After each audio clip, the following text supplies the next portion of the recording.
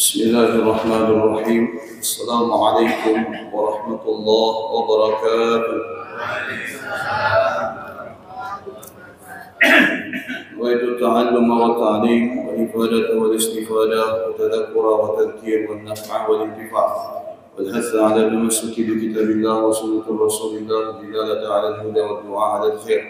اللهم صل على سيدنا محمد الفاتح لما أغلق والخاتم لما سبق ناصر الحق بالحق الهادي إلى صراطك المستقيم وعلى آله وصحبه حق قدره ومقداره العظيم. سبحانك لا علم لنا إلا ما علمتنا إنك أنت العليم الحكيم.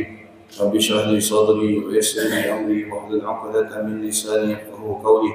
صلى الله على سيدنا محمد وعلى آله وصحبه وسلم. الحمد لله رب العالمين.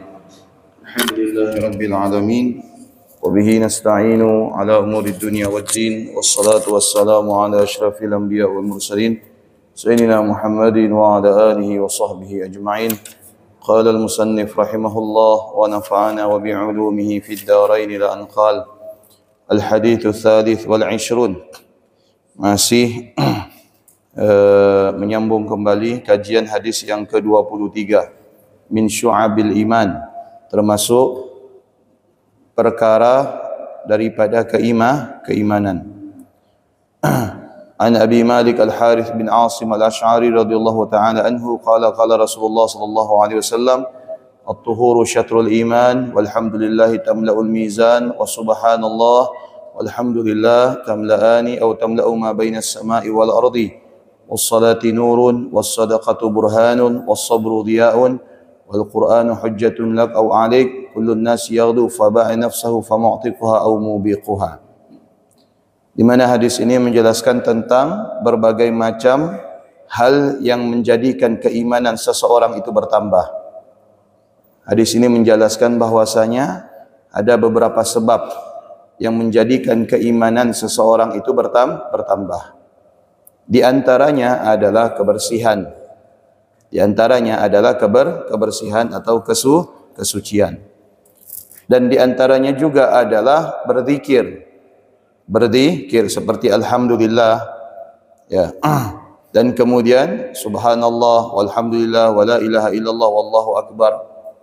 Kan tetapi ingat, zikir tidak akan bisa kita dapatkan ya manfaatnya kecuali kita mengetahui makna daripada zikir tersebut. Alhamdulillah itu kegunaannya untuk apa? Subhanallah kegunaannya untuk apa? Astaghfirullah kegunaannya untuk apa? Ya. Maka tugas kita bukan saja berzikir, menyebut setiap zikir dengan sebanyak-banyaknya, tetapi tugas kita, kewajiban juga harus mengetahui makna apa yang kita sebut. Ya, sehingga seringkali ya, karena tidak tahu maknanya,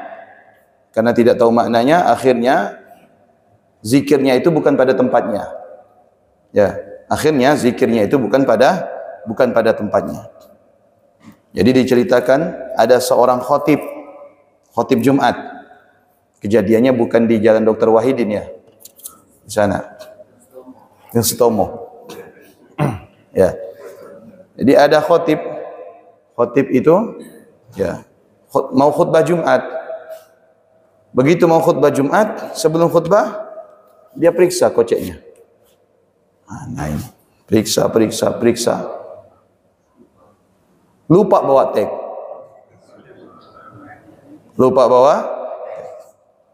Ini udah kadung mau berdiri ini. Ya, sudah. Assalamualaikum warahmatullahi wabarakatuh.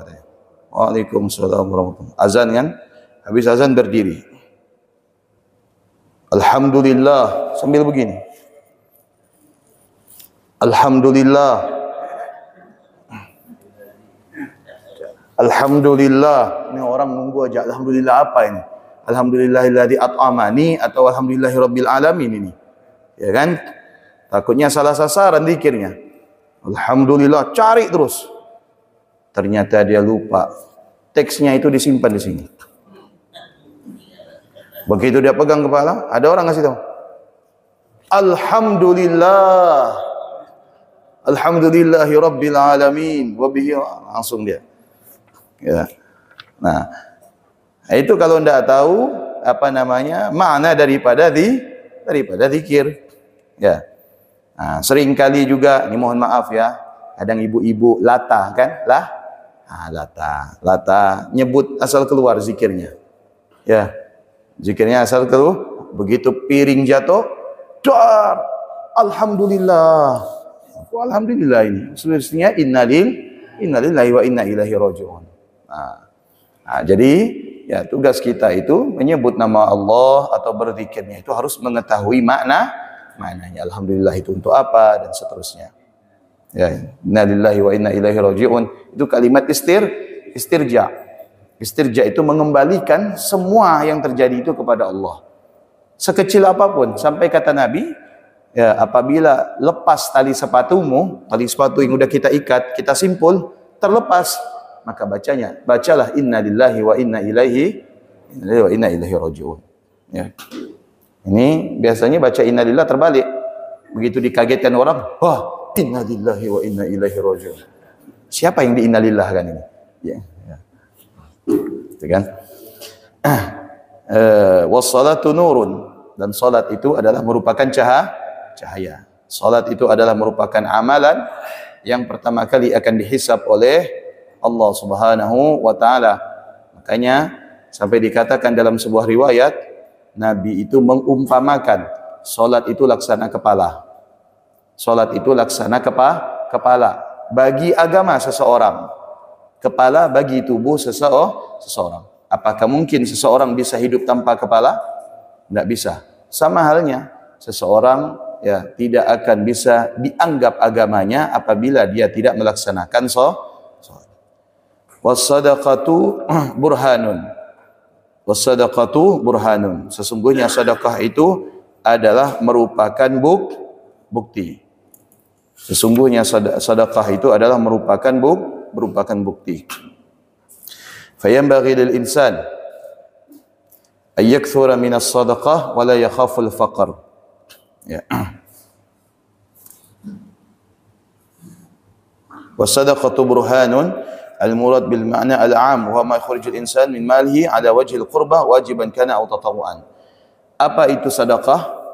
Sedekah itu artinya adalah apa-apa yang dikeluarkan oleh manusia daripada hartanya, ya, tujuannya untuk meraih keridhaan Allah Subhanahu wa taala, atau tujuannya adalah untuk mendekatkan diri kepada Allah.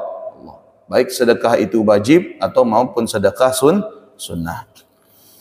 Yakni sedekah itu adalah merupakan petunjuk, dalilun ala kamali imani badiliha. Sesungguhnya sedekah itu adalah merupakan bukti, petunjuk di dalam diri seseorang itu ada tanda keimanan. Ya, sedekah burhanun, petunjuk atau bukti atau alamat bahwasanya di dalam diri seseorang itu ada yang namanya keimanan kepada Allah. Wa tasdiquhu bi yaumil hisab haitsu annahu akhrajaha raja'a ats-tsawab wa huwa la yakun illa yaumil ma'ab. Sesungguhnya ketika orang mengeluarkan sedekah itu maka mereka tidak mengharapkan apa-apa. Tidak mengharapkan itu kembali. Sedekah 100.000, mudah-mudahan kembalinya 1 juta Pak Ustaz. Jangan. Bukan itu harapan kita bersedekah. Ya. Kemudian infak, sedekah dan yang sebagainya sekian, mudah-mudahan balik sekian. Jangan. Ya.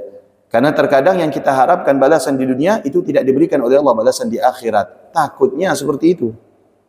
Sedekah 100.000, mudah-mudahan baliknya 1 juta. Dikasih sama Allah 1 juta, tapi di akhirat tidak dapat pahala. Mau kita? Tidak mau. Karena tujuan kita ini beramal saleh agar kita mendapatkan pahala di akhirat. Betul tidak? Tujuan. Makanya kalau kita mau melakukan sesuatu itu harus memperbaiki niat, meluruskan niat. Wala yakunu illa yaumil ma'ab, dan pahala oleh Allah tidak akan ditampakkan kecuali nanti di hari kiamat. Pahala sedekah Allah tampakkan. Kalau Allah tampakkan pahala sedekah, ini satu bumi manusia-manusia yang ada di dunia ini semuanya pasti bersedekah. Pasti bersedekah. Hanya saja tidak Allah tampakkan. Wa qad jaa'a fi fadli sadaqah akhbaran katsira minha ma akhrajahu Dailami an Abi Hurairah. Sesungguhnya ya telah begitu banyak riwayat yang menjelaskan tentang keutamaan bersedekah. Di antaranya hadis Nabi sallallahu alaihi wasallam, "Alaika bis sadaqah," hendaknya engkau itu bersedekah, fa inna fiha sitta khisal, karena sesungguhnya di dalam sedekah itu ada 6 hal yang akan engkau dapati. Apa di antaranya? Di dunia balasannya adalah bertambahnya rezeki. Yang kedua, bertambahnya harta, dan kemudian makmurnya kehidupan.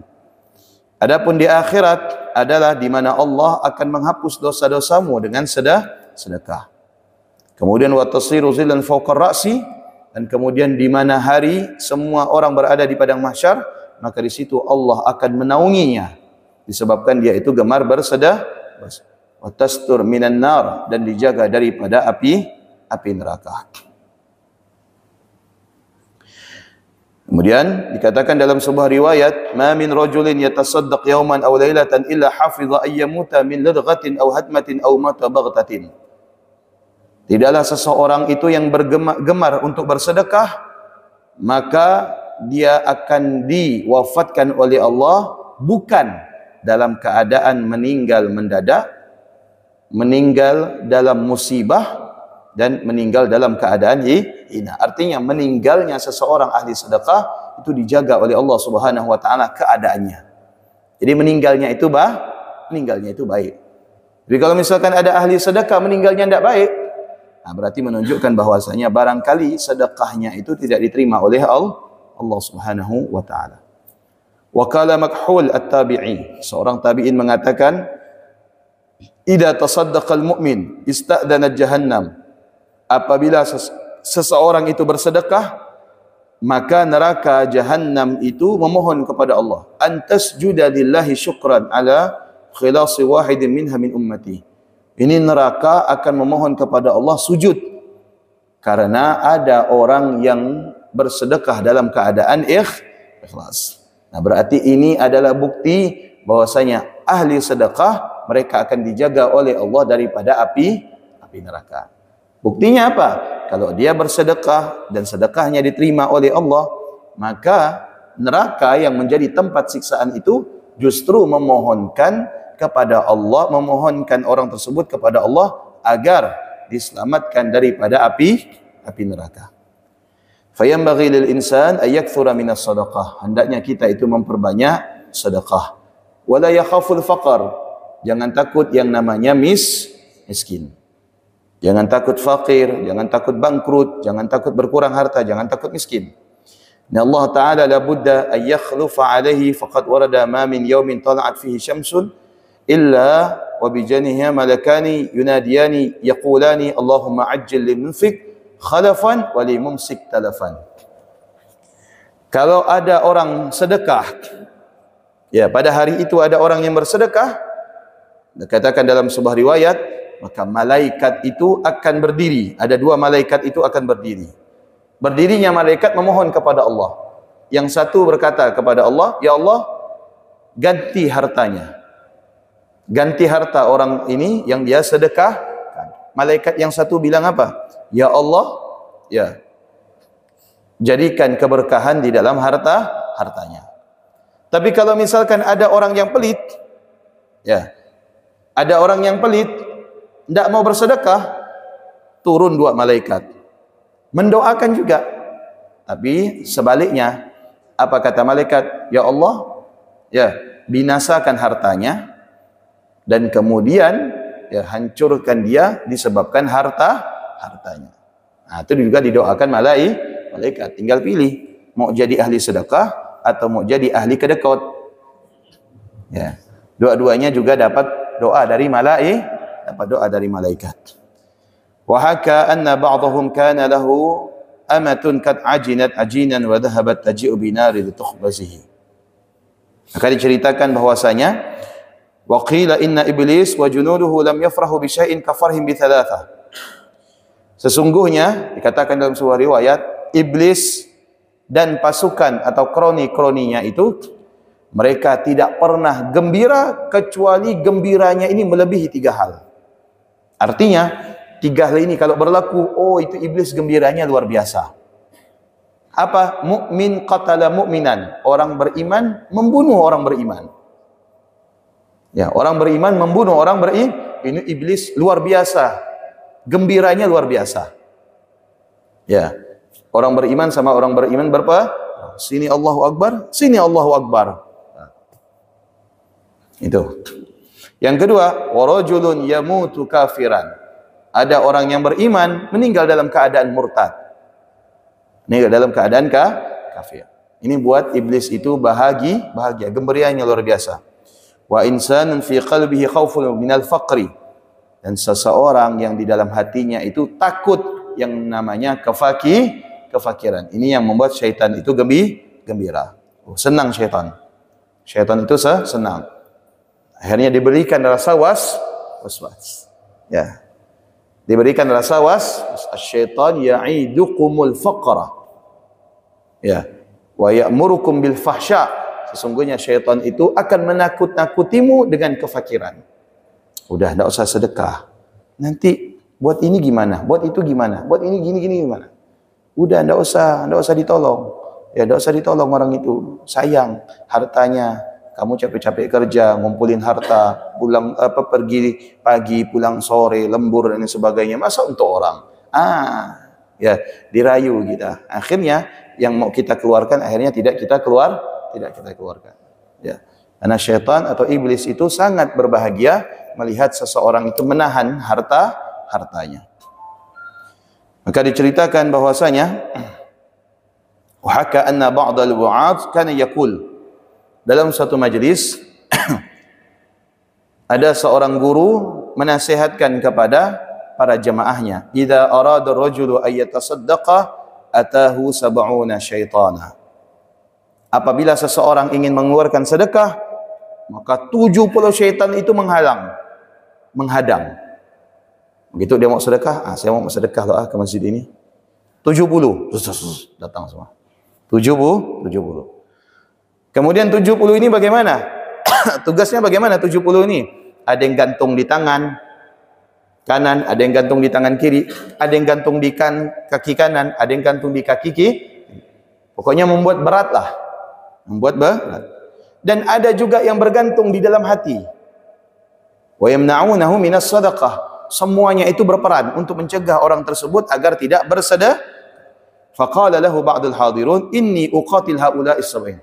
Salah seorang daripada jemaah pengajian itu bilang, wahai syekh, guru, kalau memang ada nih 70 akan saya binasakan semuanya.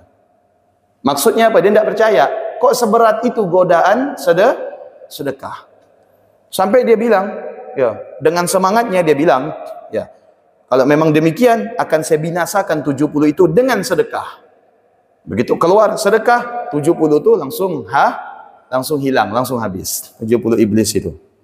Akhirnya pulang dia ke rumah. Pulang ke rumah dan dia kemudian wa arada ay yakhruja wa yatasaddaq bima ma'ah. Mengambil hartanya untuk disedekahkan. Mau membuktikan ini benar enggak ada 70 syaitan. Akhirnya begitu dia ambil harta, keluar dari kamar, tiba-tiba depan kamar ada orang rumahnya. Ada orang rumah. Apa kata orang rumah? Abang mau kemana? Ya. Ditanya, mau kemana? Kata abangnya, mau sedekah ke masjid. Kata istrinya, jangan, kita masih banyak keperluan. Puasa sebentar lagi. Kita nak belanja sirup 5 jenis. Ya, lebaran sebentar lagi. Kita nak beli kue kering, kue basah, setengah kering, setengah basah, dan lain sebagainya. Jadi kata suaminya, tak boleh sedekah. Bukan tak boleh, nanti aja ditunda. Soalnya kita masih banyak keperluan. Maka kemudian dia kembalikan hartanya, faraja'a khaiban ilal masjid. Balik lagi dia ke masjid. Faqala lahul wa'id, "Mada amilta?" Akhirnya gurunya ini tengah ngajar, lihat orang ini kembali lagi. Tanya, "Loh, ente tadi kan pulang?" "Ya." "Kok ente kembali lagi?" Apa dia jawab? "Saraftu sab'in faja'at ummuhum fahazamatni." Saya mau mengalahkan 70 ini, tapi ternyata emaknya datang. Akhirnya KO saya katanya. Tidak bisa saya sedekah.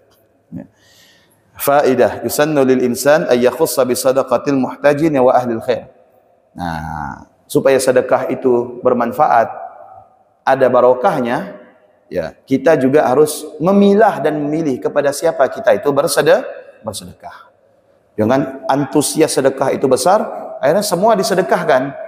Semua disedekahkan, ada orang-orang yang memang tidak memanfaatkan sedekah daripada orang lain dengan maksiat dan sebagainya. Dibantu orang, dijadikan maksiat. Dikasih uang, uangnya digunakan untuk maksiat. Nah, sedekah kita artinya tidak bermanfaat. Supaya bermanfaat, dikatakan di sini, dimanfaatkan sedekah itu kepada al-muhtajin wa ahlul khair. Orang-orang yang sangat memang memerlukan dan orang-orang yang senantiasa berbuat baik. Seperti kal ulama, seperti para ulama. Sedekah kepada para ulama itu manfaatnya jauh lebih besar daripada sedekah kepada orang-orang fuqara. Karena sudah jelas hartanya itu akan dimanfaatkan untuk beribadah kepada Allah. Wa talabatul ilm, dan para penuntut ilmu. Wa daf'uha sirran afdal min daf'iha jahran, dan kemudian mengeluarkan sedekah dalam keadaan sembunyi-sembunyi itu jauh lebih afdal daripada keadaan terang-terangan. Karena sabda Nabi, sadaqatus sir tudfi ghadabar rabb, sesungguhnya sedekah secara rahasia dapat memadamkan amarah Allah Subhanahu wa taala. وقد بلغ جماعة في الإخفاء حتى إن بعضهم كان يلقى صدقته في يد أعمى وبعضهم كان يلقيها في طريقة الفقير أو في موضع جلوس بحيث لا يراه. Maka begitu banyak cara untuk bersedekah. Ada orang yang bersedekah itu ya kepada orang yang buta. Kepada orang yang buta. Supaya apa? Supaya sedekahnya itu tidak dilihat. Ada cara sedekah itu dengan dia itu meletakkan di samping orang yang membutuhkan. Supaya apa? Supaya orang itu tidak mengetahui siapa yang bersedekah. Ya.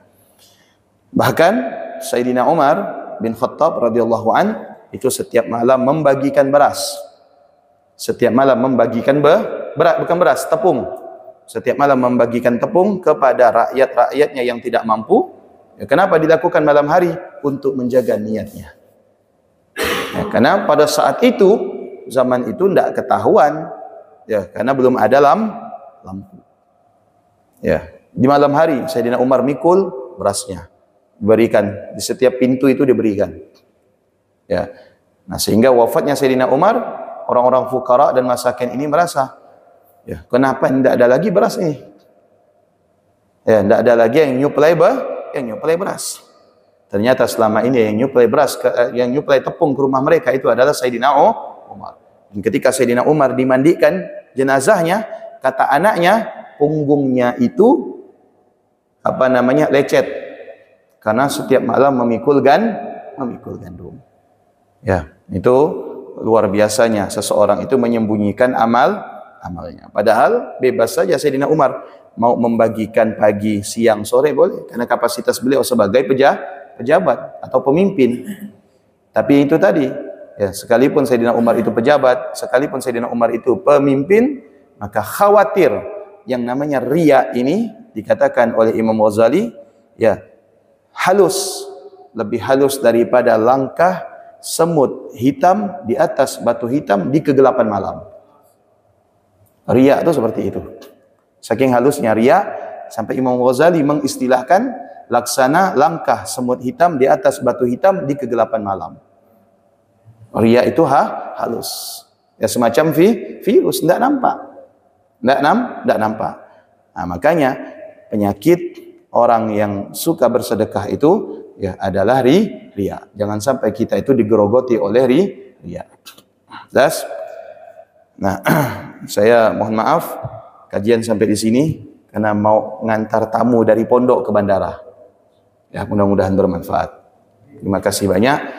Dan insyaallah mudah-mudahan Allah pertemukan kita kembali di bulan suci Ramadan dalam keadaan sehat wal afiat, dan semoga Ramadan tahun ini dijadikan oleh Allah Ramadan bertambah ketaatan dan keistiqomahan kita kepada Allah, dan semoga dengan datangnya bulan Ramadan ini Allah jadikan kita ini suci, dan Allah anugerahkan kita kemenangan, dan semoga Allah anugerahkan kita malam Lailatul Qadar, dan semoga Allah jadikan kita ahli siyam, ahli qiyam, dan semoga Allah jadikan kita ahli sedekah dan ahli infak beserta ahli zakat, dan semoga Allah menerima segala macam amal ibadah kita dan mengumpulkan kita dengan keluarga kita dalam keadaan sehat walafiat.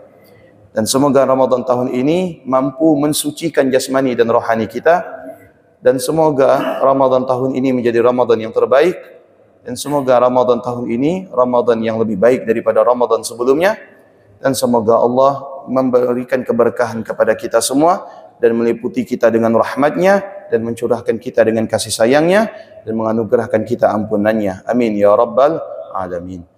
Bismillahirrahmanirrahim. Allahumma ahillahu alaina syahr Ramadan bil amni wal iman wassalamata wal islam wa taufiq lima tuhibbu wa tarda ya rabbal alamin.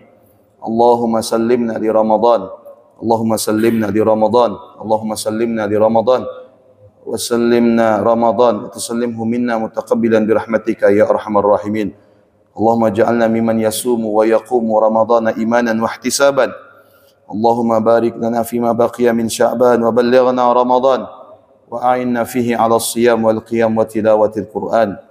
اللهم اغفر لنا ما مضى يا الله وبارك لنا فيما بقي. ربنا آتنا في الدنيا حسنة وفي الآخرة حسنة وقنا عذاب النار. Sallallahu ala sayyidina Muhammadin wa ala alihi wa sahbihi wasallam walhamdulillahi rabbil alamin. Terima kasih banyak. Mohon maaf atas segala kekhilafan dan kekurangan. Semoga Allah pertemukan kita kembali di masjid ini dalam keadaan sehat walafiat. Subhanakallahumma wa bihamdika asyhadu an la ilaha illa anta astaghfiruka wa atubu ilaik. Assalamualaikum warahmatullahi wabarakatuh.